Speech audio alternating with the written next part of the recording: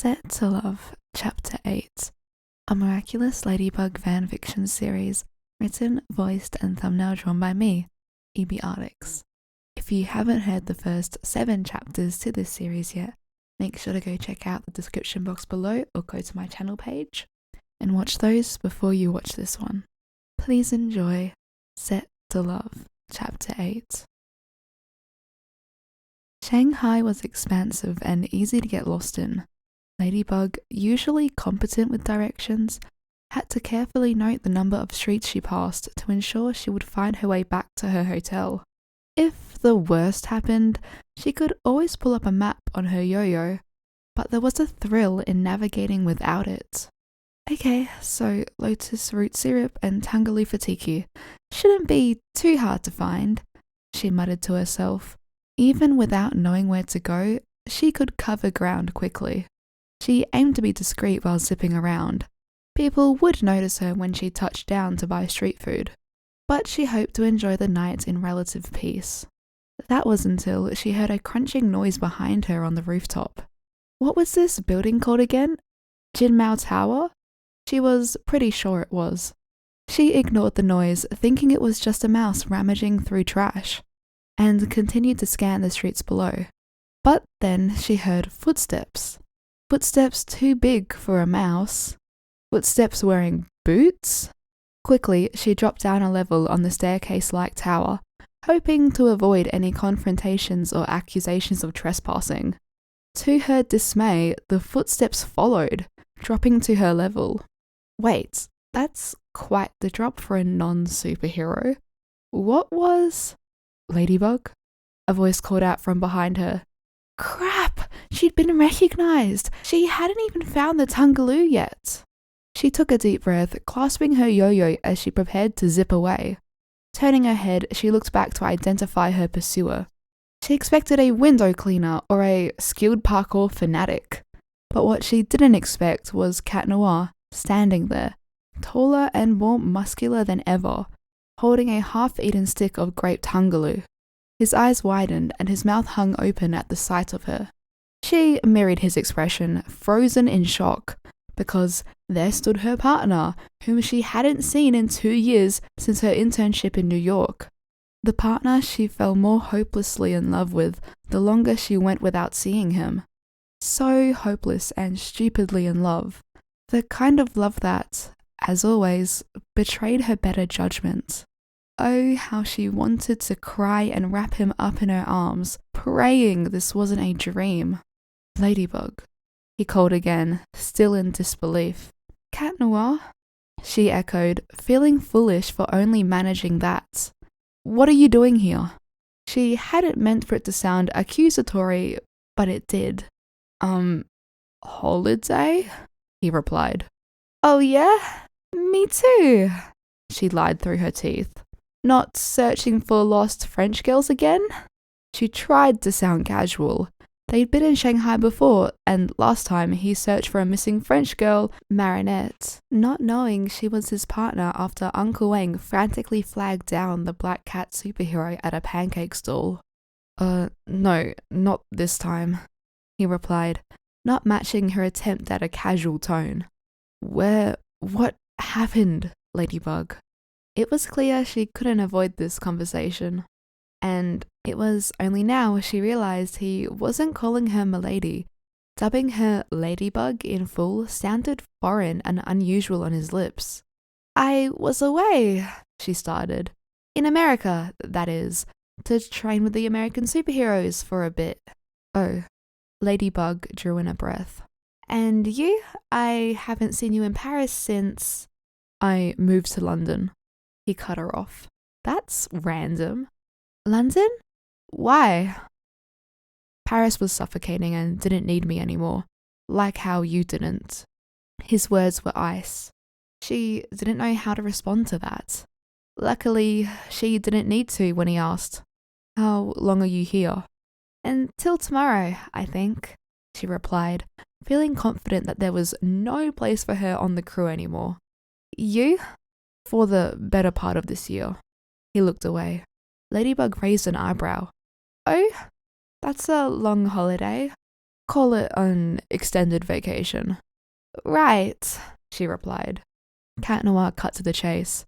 You want to take away my miraculous, don't you?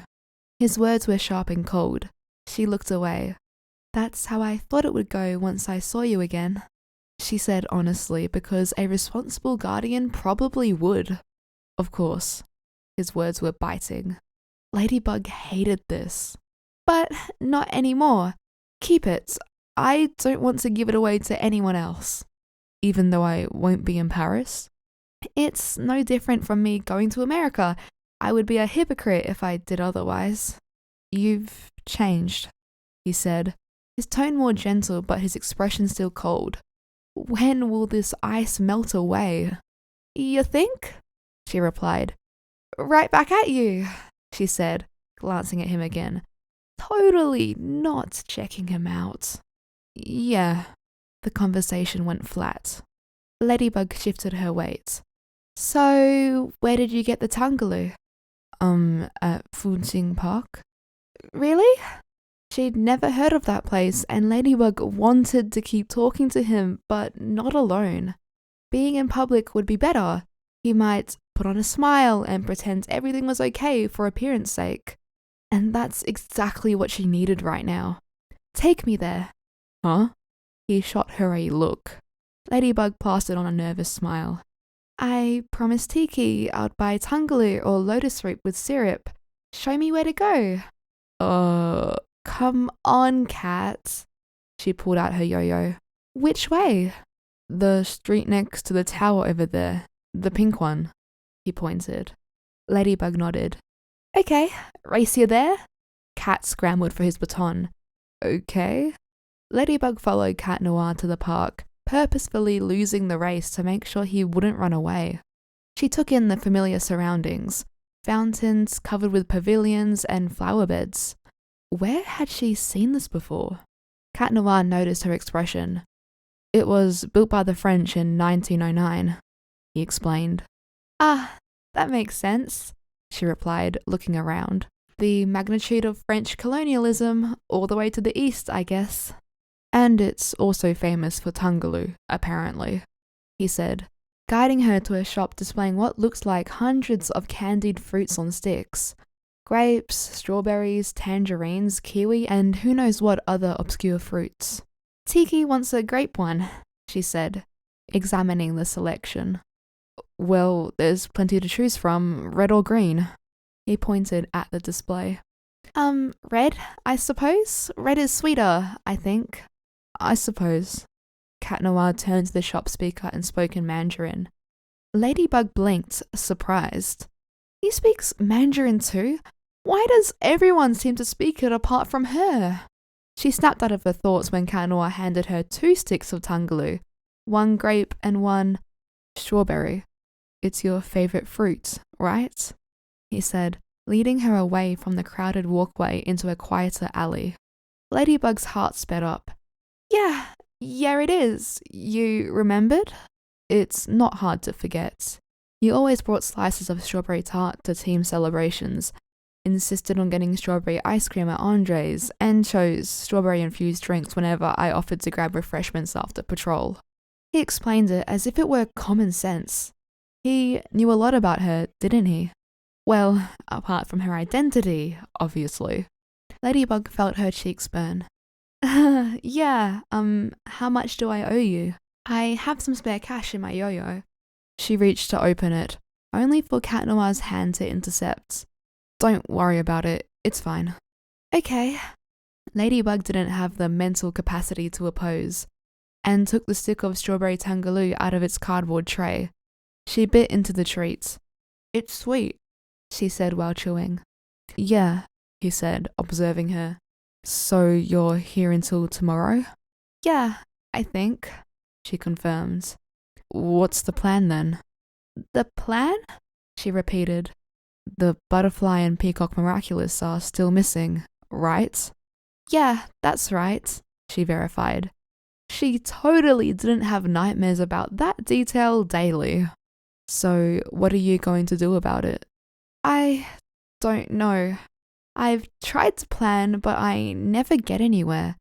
Tiki has forbidden the subject because it sends me into a downward spiral or something. Ladybug waved her hands as she explained.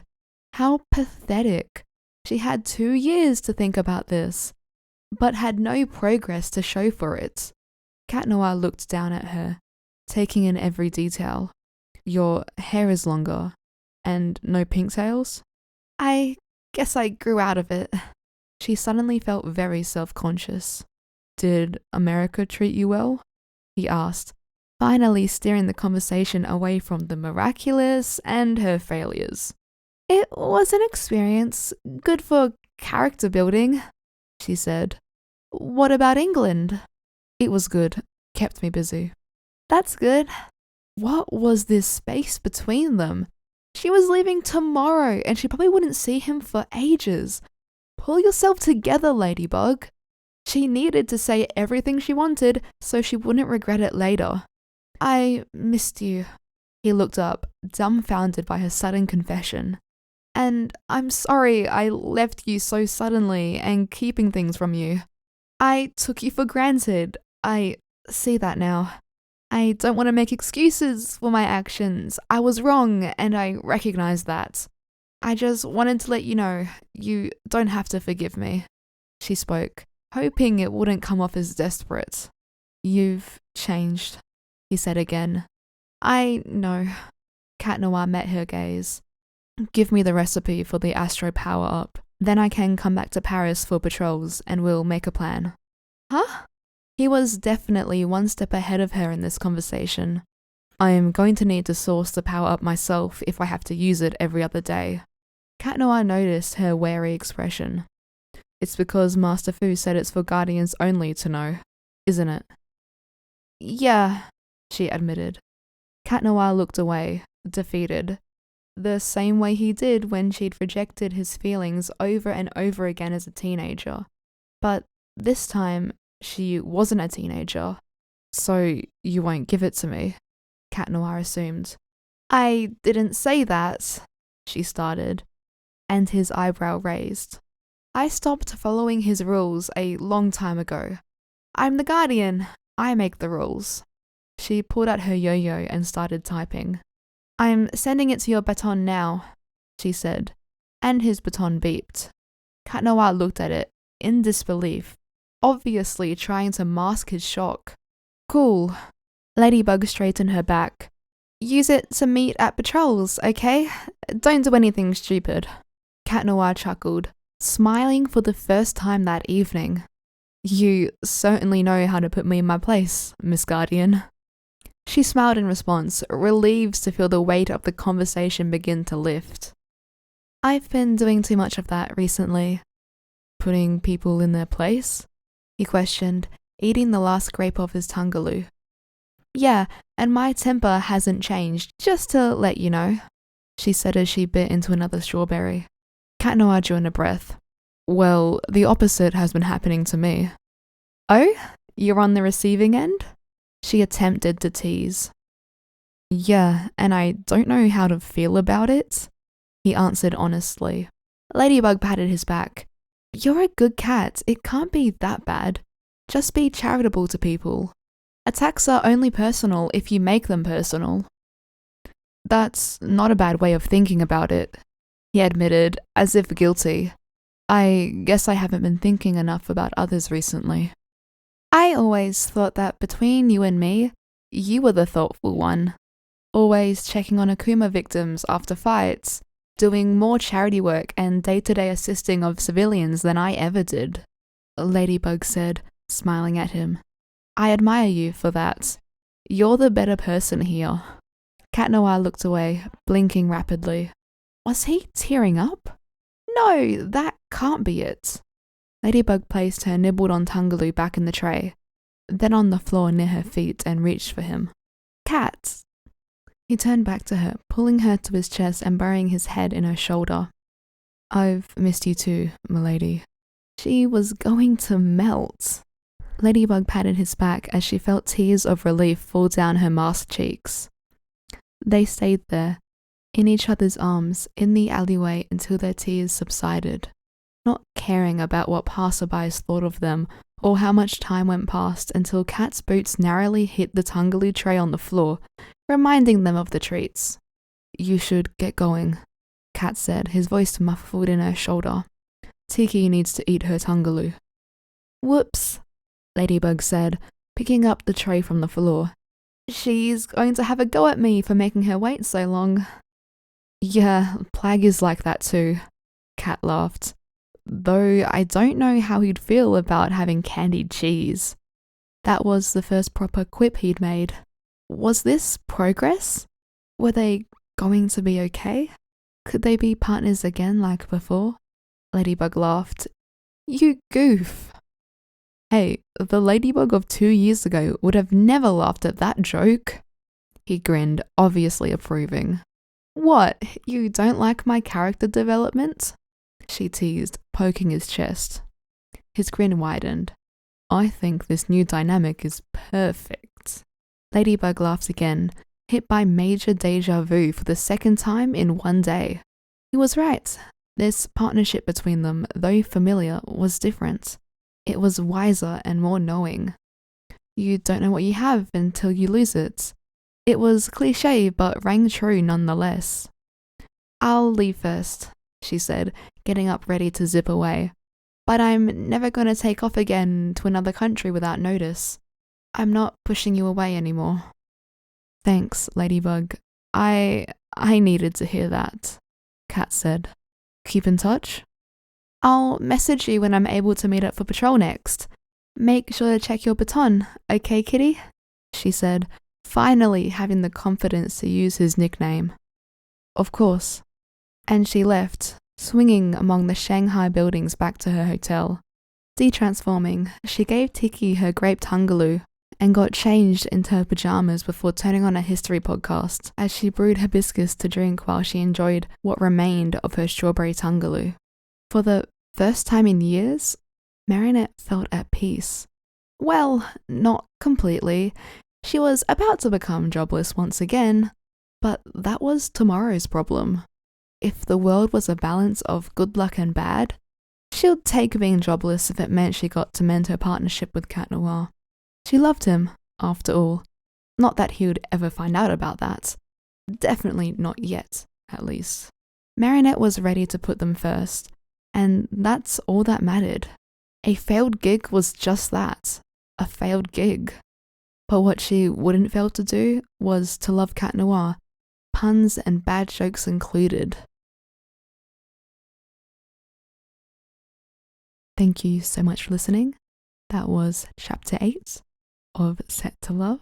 The next chapter, Chapter 9, will be coming out next Friday, so please look forward to that.